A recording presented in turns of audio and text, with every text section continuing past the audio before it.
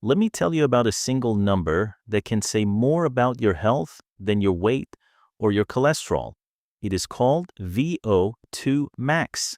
The V stands for volume, the O2 for oxygen. So VO2 max is the largest amount of oxygen your body can take in and use during hard exercise. Think about what happens when you push yourself. You breathe in air. Your lungs pass the oxygen to your blood. Your heart pumps it to your muscles. And inside them, tiny engines called mitochondria burn that oxygen to make energy.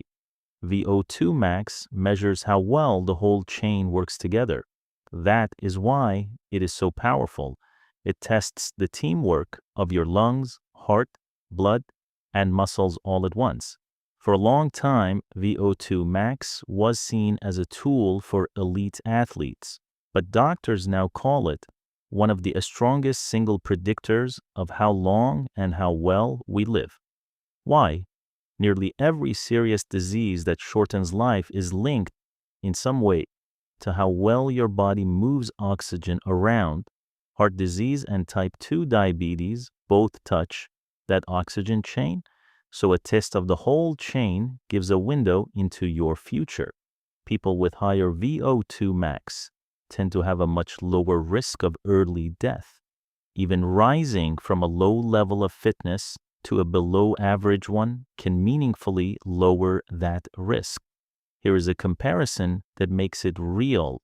A trained 70-year-old can have the aerobic capacity of an untrained 50-year-old. Staying fit can hand you back 20 years of function. That is not a magic pill. That is oxygen moving well. Now, why does this matter for ordinary life, not just for races? Because VO2 max is really a measure of a spare capacity.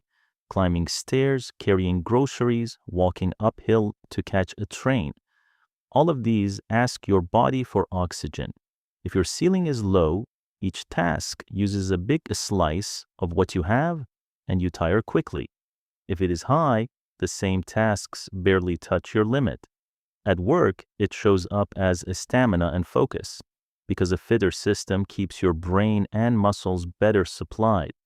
And with age, it becomes the difference between staying independent and struggling to rise from a chair. There is a natural decline too.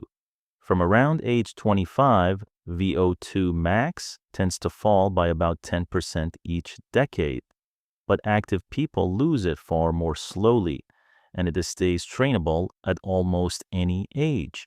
Studies have shown people in their 60s raising theirs by around 20% through a steady training. Your body keeps responding if you keep sending the signal. Let me turn now to running, where VO2 max first made its name. For a distance runner, VO2 max sets the ceiling, the most power you can produce with oxygen, but it is only part of the story. Two other things decide how much of that ceiling you can use. One is your lactate threshold, the fastest effort you can hold before fatigue chemistry forces you to slow down.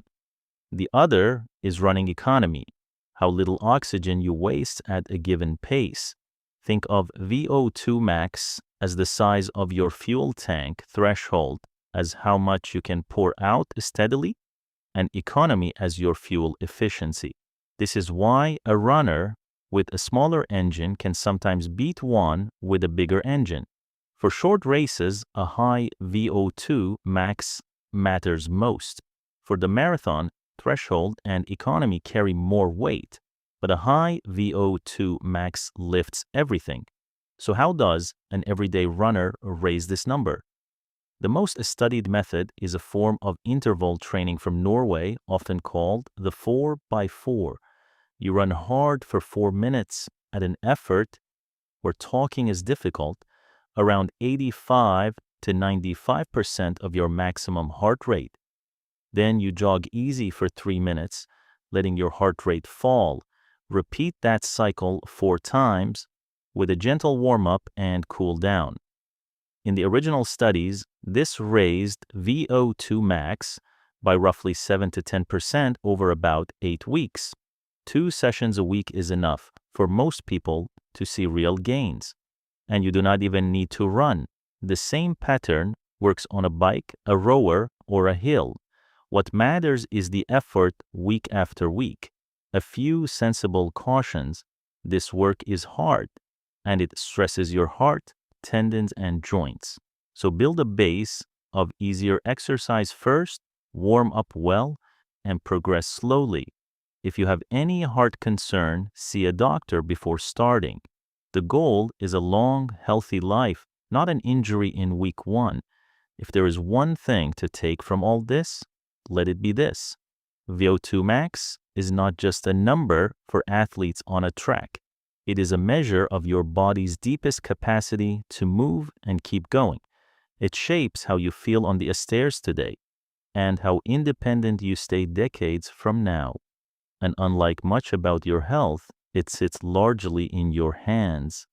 A little hard effort, a few times a week, sends a signal your body understands. Keep sending it, and your engine will answer.